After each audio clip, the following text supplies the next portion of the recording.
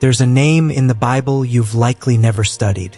A name hidden behind the curtains of the spotlight.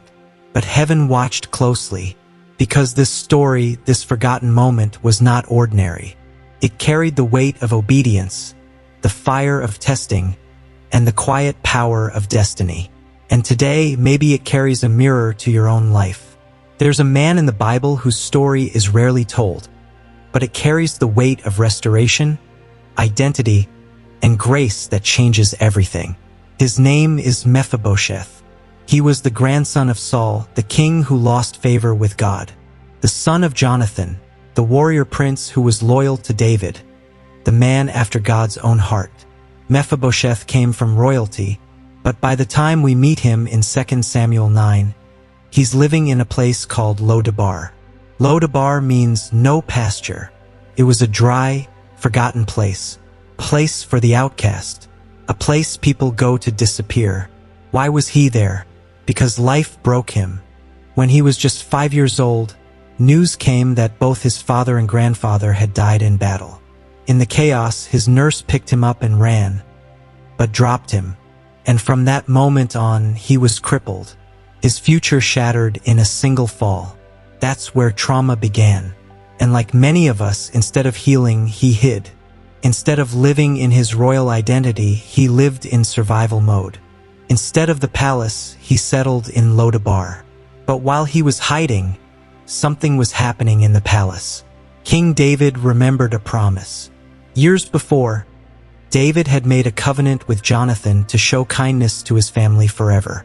So one day, David asked, "Is there anyone left from the house of Saul that I may show him kindness for Jonathan's sake?" Someone remembered Mephibosheth, broken, crippled, forgotten, living in a place with no pasture, no hope, no future. David said, "Go get him." Can you imagine the fear Mephibosheth must have felt when the king's men came to Lodabar? He probably thought it was over, that David would finish what the war started, that the new king was coming to wipe out the old bloodline.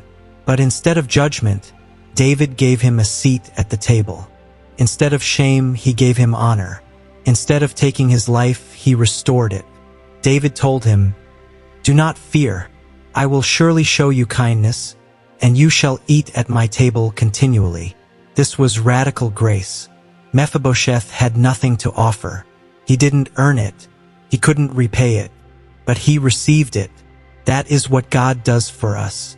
Maybe you feel like Mephibosheth, like you once had a future, but something dropped you. A relationship, a tragedy, a betrayal.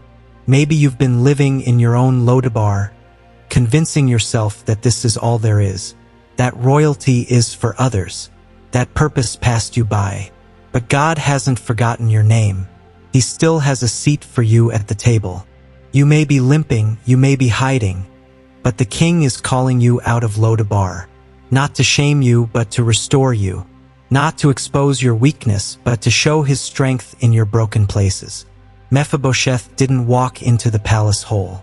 He walked in wounded, but he walked in welcomed, and so can you.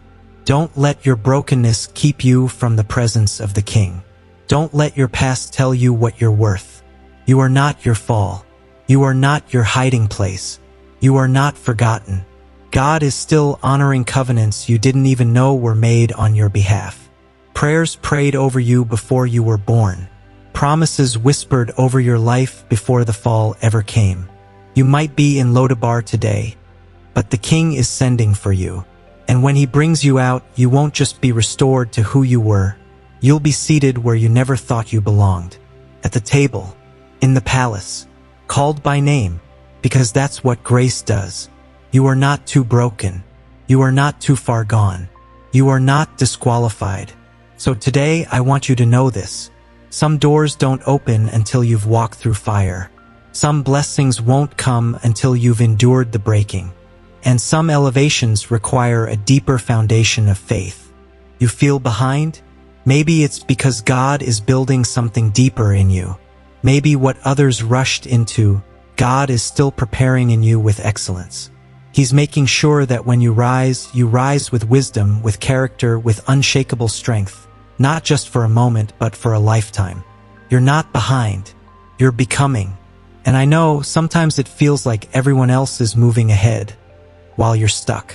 But growth doesn't always look like motion. Sometimes it looks like stillness, like silence, like hidden roots growing deeper before the tree ever breaks through the surface. Don't measure your worth by how fast you get through the storm. Measure it by the faith you hold onto in the middle of it. God's silence is not his absence. His delay is not his denial. He is working behind the scenes, in ways you cannot yet see, arranging, aligning, refining. Your struggle is not a sign that God has forgotten you. It's a sign that he's investing in you, because anything he intends to elevate, he first allows to be tested. It's not punishment, it's preparation. Joseph had a dream, but he was thrown in a pit. David was anointed king, but he had to run from Saul. Jesus was beloved of the Father, yet he walked the road to the cross. Elevation comes through endurance.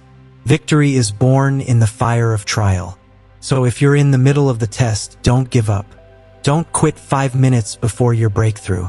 Don't speak death over your journey when God is writing life into your future. This pressure, this pain, is not random. It's refining. God is not just giving you strength for today. He's building you for what's next. And what's next will make sense of all the tears, all the waiting, all the breaking. One day you'll look back and say, "Now I understand. He was with me the whole time." You will rise, but not with bitterness, with purpose, not with broken pieces, but with new power. So take a deep breath. Let go of the fear. Let God finish what he started. You're not finished. You're being formed.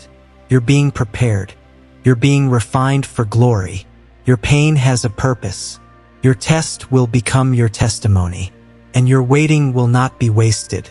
Because the God who allowed this season is the same God who will bring you through it and into something far greater than you imagined. Just hold on. He is crafting a masterpiece from your struggle. If the story stirred something in your spirit, don't keep it to yourself. Share it with someone who needs a reminder that God sees the hidden, hears the silent prayers, and honors the faithful. And if you haven't already, make sure to subscribe and return daily, because every day, God's word has something fresh to say to your heart. Until next time, walk boldly, trust deeply, and believe he's not finished with your story yet.